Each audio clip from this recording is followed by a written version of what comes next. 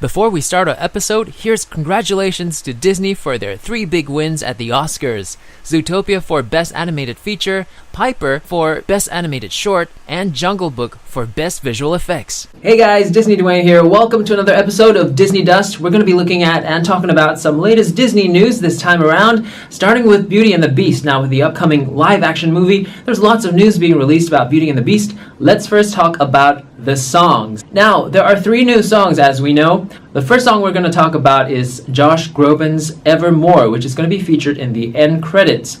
Now, this is sung by the Beast in the movie, and it's a song in the same style in a way of If I Can't Love Her. There was a 30-second trailer or teaser released, and you can check it out in the link in the video description below. Also, Celine Dion has been confirmed to be singing another version of a song, a new song called How Does a Moment Last Forever. This is also going to be in the end credits, so I'm assuming this end credits is going to be pretty long because there's also the pop version of Beauty and the Beast, which is sung by Ariana Grande and Johnny Legend. Now, that also has been released, and people have heard it, and there have been mixed comments and mixed reviews about this. What do you feel about it? Take a listen to it. I think nothing, of course, compares to the original Celine Dion People Bryson version of it. And a lot of people say that this version sounds a little karaoke-ish, and there was another version in the trailer which was a lot more, amazing in terms of arrangement. So will they release that on the soundtrack? And of course, this soundtrack is going to be available for pre-order, and you can, it's coming out before the movie comes out. So take a listen to the soundtrack if you want to be familiar with the songs before the movie comes out. With all the anticipation surrounding this upcoming live-action movie, there is also a lot of literature that has been released, and I think it's amazing because it adds so much more dimension to the Beauty and the Beast canon. This book is called Lost in a Book, and it follows Belle as she journeys into a book from the Beast's library called Nevermore. Now, she's tempted by a life that she's always dreamed of by a countess that she meets inside the book. So, does she find her way out, or does she not? Well, this book is available. You can download it even on Kindle. Get inside that world just a little bit more before you watch that movie. There's also another book, part of a series called A Twisted Tale. Now, these are little twisted tales of what if in the Disney realm, like what if Aladdin never found the lamp, things like that, and what if Sleeping Beauty never woke up. We'll talk about all these books available that extend or are part of the whole Disney canon in another episode coming up in a bit, so be sure to check out and subscribe this channel. In the meantime, let's focus on the story of Belle, and what if Belle's mother was the one that cursed the Beast. Very interesting twist.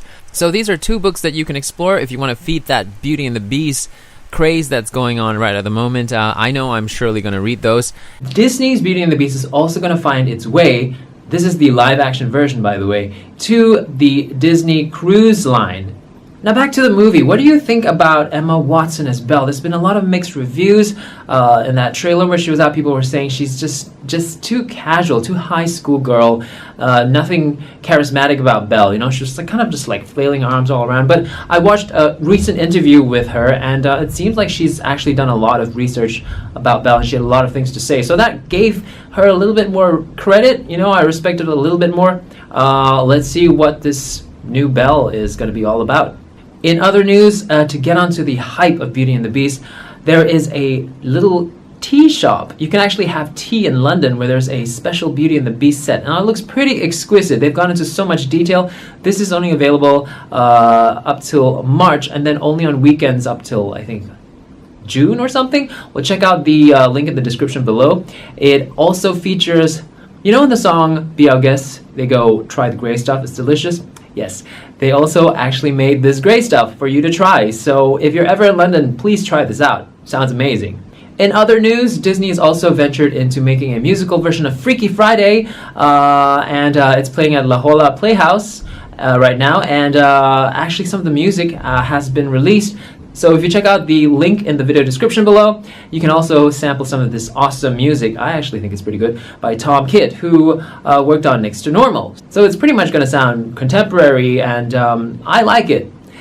I just have to watch the movie because I haven't. Disney is making a lot of news right now. They also have filmed the version of Newsies, which was recently shown in the cinema, so that's given like a huge hype to this whole Newsies franchise, and now it's documented, and hopefully they'll release it on DVD. More news to come, just keep it right here on the channel. Biggest news for me is that ABC's series Once Upon a Time, based on Disney characters living in an alternate sort of a universe in a town called Storybrooke, is getting its own musical episode. This is huge because the writers and bosses did say that musicals weren't their expertise, but they're actually going to do it.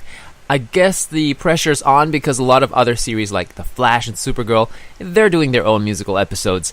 So this will be very exciting to see because of the possibilities. Now, first up, a lot of the cast members themselves have musical talents. It'll be great for them to express that side of themselves in a series that they've been with for so long.